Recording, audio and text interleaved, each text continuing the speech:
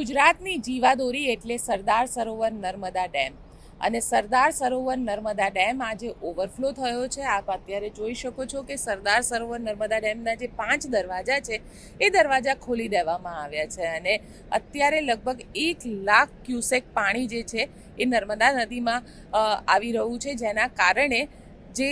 નીચાણવાળા વિસ્તારો છે, ખાસ કરીને જે નર્મદા જિલ્લો, ભરૂચ જિલ્લો, વડોદરા જિલ્લો, જ્યાંથી નર્મદા નદી પસાર થાય છે, એ બધાને જે કાંઠા વિસ્તાર છે તેને એલર્ટ કરવામાં આવ્યું છે। સાથે સાથે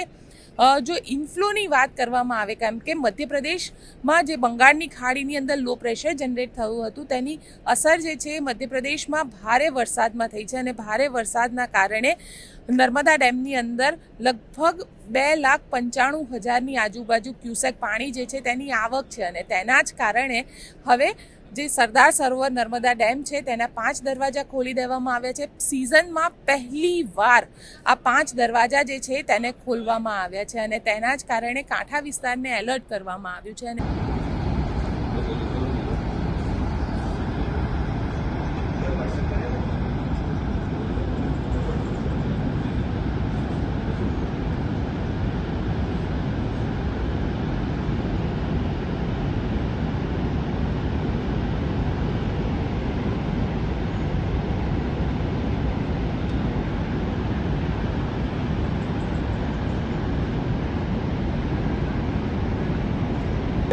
પ્રવાસી તરીકે